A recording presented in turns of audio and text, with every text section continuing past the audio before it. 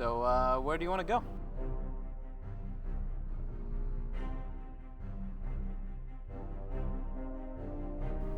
Tara?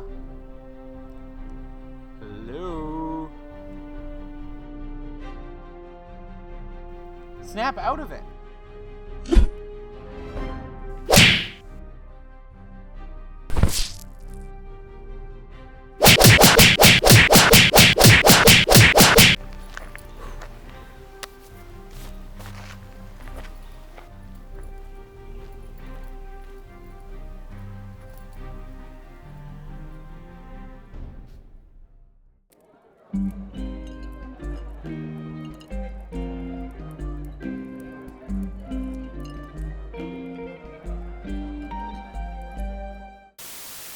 QuickTime events. This mechanic is fairly popular in modern gaming. The original idea was based off games such as Dragon's Lair back in 1980. In this instance, you would watch a cartoon sequence and press buttons at specific times in order to avoid a death sequence. The only way to know where those places were was by trial and error. This mechanic has evolved, and now instead of guessing, the screen will flash with a button prompt. Pressing that button will allow you to complete a specific action. QuickTime isn't loved by everyone. Many would say it's more like an interactive movie than a video game, that it only gives you the illusion of control. In most cases, there are no other options. You either follow the on-screen prompt, or you die. I would argue that it isn't just QuickTime games that do this. Most video games have a predetermined sequence of events. If they didn't, then cutscenes would never make sense. If your mission is to assassinate someone and you don't, then you fail the game. In QuickTime, it just brings this effect down to a smaller level. Your mission is to dodge that bench, you don't, well, you die. All games give you the illusion of control, not just QuickTime ones. All games have rules. You don't follow the rules, you don't play the game. There are many ways a game can use QuickTime events. Today I've chosen 3 to look at. All love QuickTime, and I'll use them in different ways. First, let's take a look at Telltale's Game of Thrones. Telltale games are widely known for games that don't really look like games. To be honest, I find the style quite refreshing. I feel completely immersed within the world they are presenting. In most games, the transitions between cutscenes and action sequences can be quite jarring and usually drag me out of a game. In Telltale games, the transitions are seamless, or simply not there at all. I realize this isn't a popular opinion, but I find that when I select everything my character says, I feel more drawn to them. I care more about what happens to them because I agree with their motives and I like their personalities. It feels like all modern games are about murdering everything. Shoot that thing, stab that guy. What is charming about Game of Thrones is that the whole point is to try and avoid killing. It is all about what you say and not about what gun you have. And when killing does occur, the main characters are not the ones to instigate it. 1, 2, 3.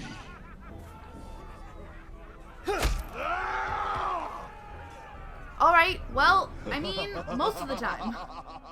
Like most Telltale games, this one is episodic. You play through it as the Forrester family.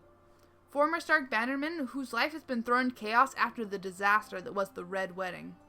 The game follows along parallel to the HBO TV series, beginning at the end of Season 3 and wrapping up just before Season 5. Though you don't play as characters from the TV show, you do run into a few of them. Some of their faces are pretty spot on. Others are just weird. I don't know what it is, but I feel like she's staring into my soul.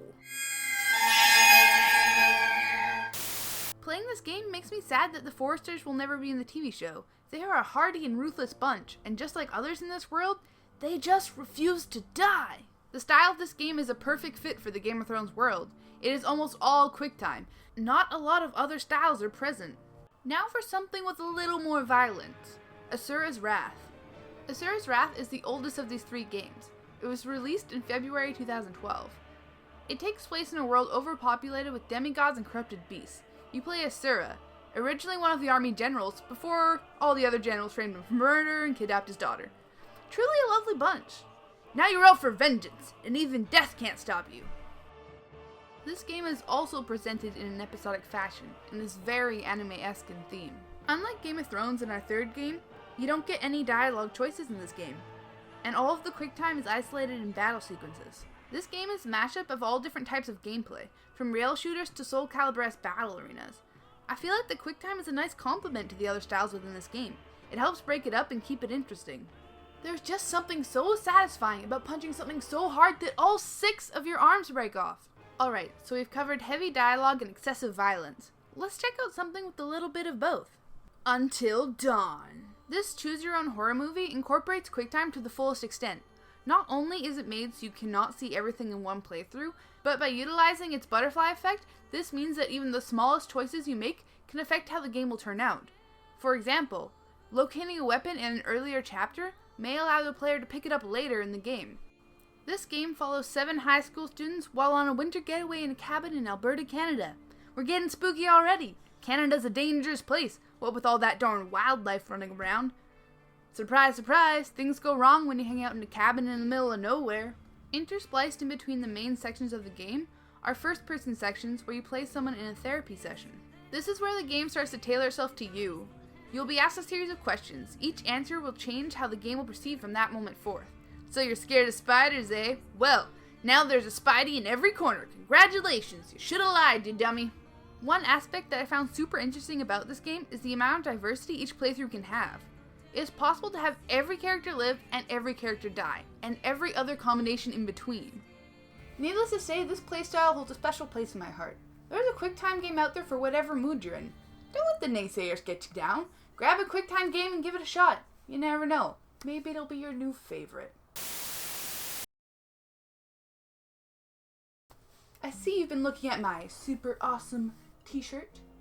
Well, if you head to the link in the description, you can get your own today. You can get a Thirsty Kraken t-shirt today.